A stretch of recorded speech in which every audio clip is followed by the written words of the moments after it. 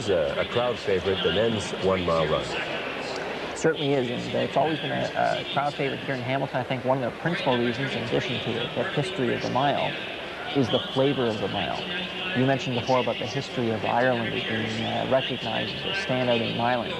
Marcus O'Sullivan of Ireland holds the meet record here, 3 minutes 59.30 seconds, set in 1993. Last year he was also here in Hamilton and ran 3:59.98, narrowly going under the 4-minute barrier for the second time here in Hamilton. He's the only one that has broken 4 minutes for the mile in Hamilton, and quite frankly, Gareth, that is an outstanding achievement on this small track. I remember when he set the record, of course, it was really quite a magical evening.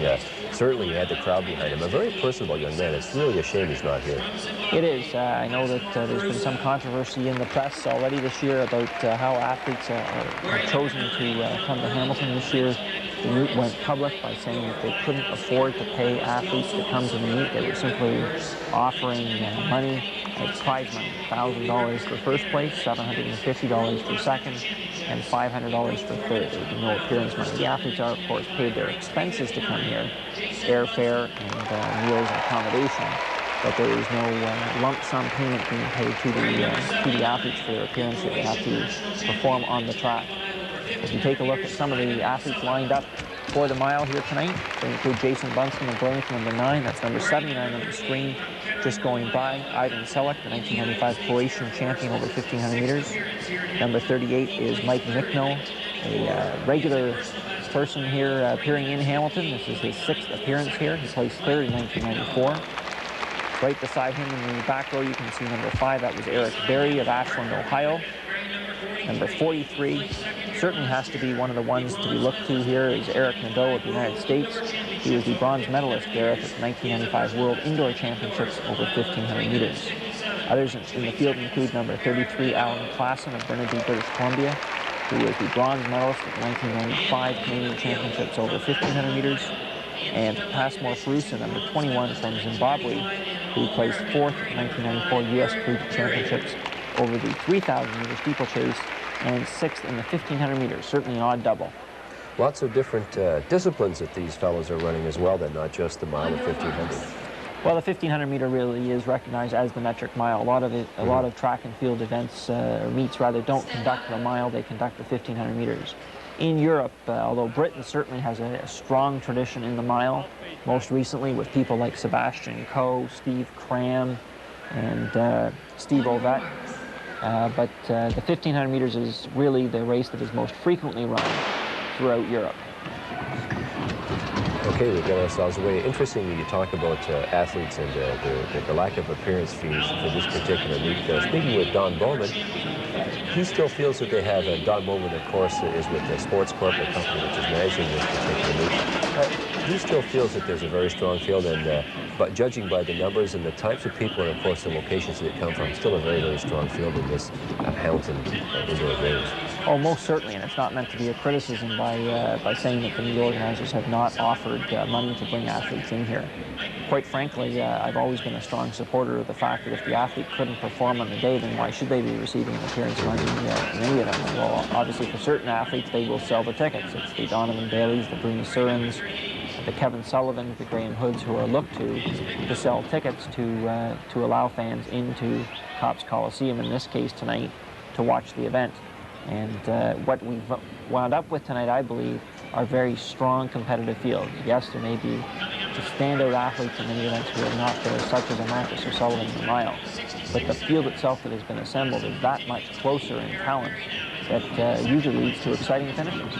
Well, you know, young Jason Bunston here, we see him in 4th place right now. Jason, of course, a local boy who's done very, very well, and certainly lots of folks here, you can hear them in the background now calling out his name, wishing him well, pushing him on to have a great time.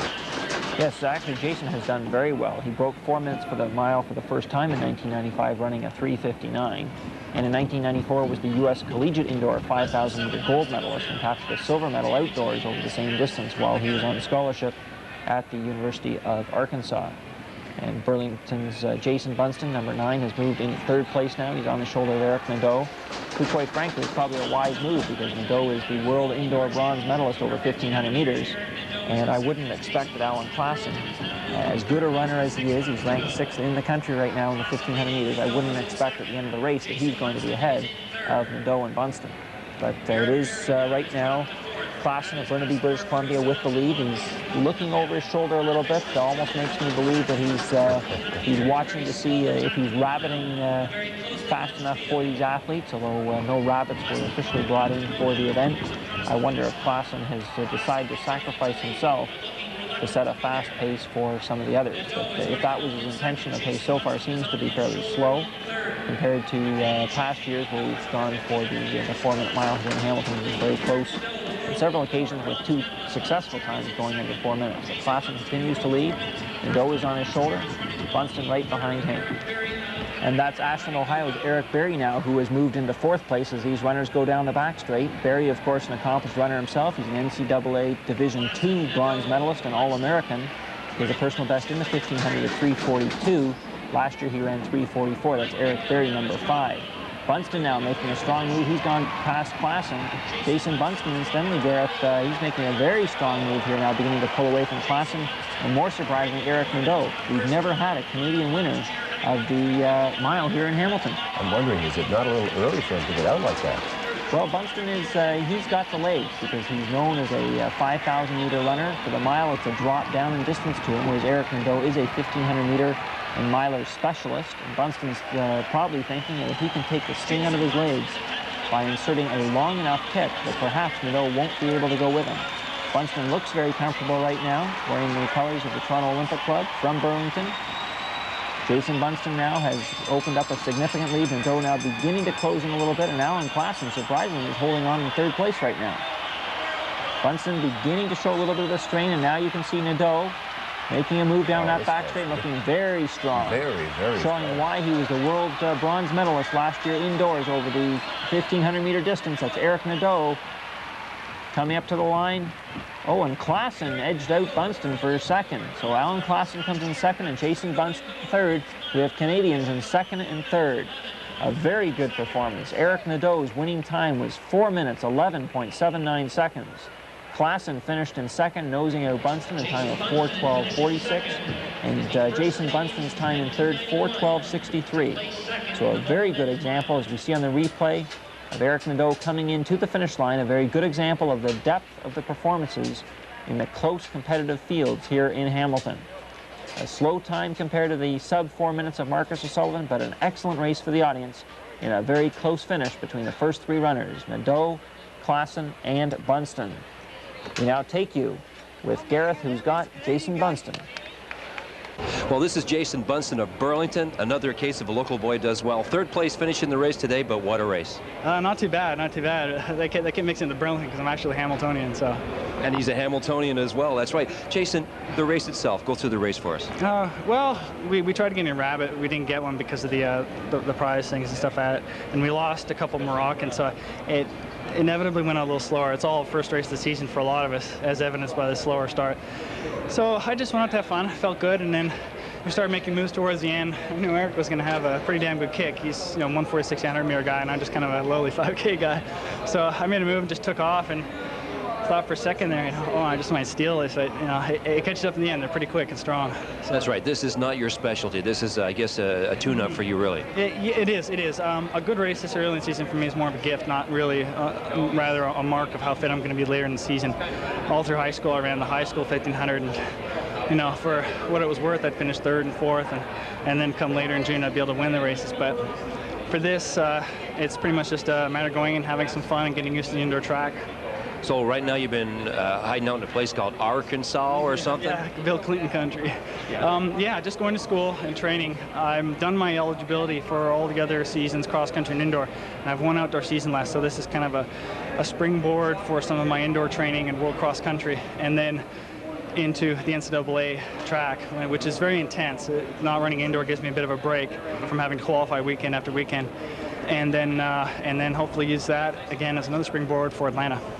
That's right. It is in the horizon, and it's not that far away, is it? No, and not very far away geographically, because we're about the same latitude, and it's very hot down there. It's a great place to train for that. We've got a phenomenal group of young and older athletes, very experienced. So it's been very much of a learning experience. Good one for school and great one for training. Been a little while since you've been on the national team as well. Yeah, so, 91 was the last time, and even that wasn't as fabulous a race as I wanted. But incidentally, it was for 1,500 meters at that time, so hopefully I'll re-enter around there. But it'll be nice. I'm really looking forward to World Cross. So you enjoy running at home? Oh, absolutely. This is great. I mean, I can't say enough about the Hamilton crowd, because I'm not the world-class athlete that a lot of these other guys are yet. But coming back to Hamilton gives me a chance to feel like it, because a lot of people know me and come up, and I'll never really get used to thinking of myself as really a big time runner. But coming here is kind of a bit of an ego boost, but it's also a little humbling because the people remember you, which is nice. That's great. Great race, Jason. Thanks very much for being with us. Thank you. Thanks, Hamilton. Oh, well. Hold on to your seats, because when we come back, we're going to have the first of the two heats in the men's 50 meters. In the classroom is a unique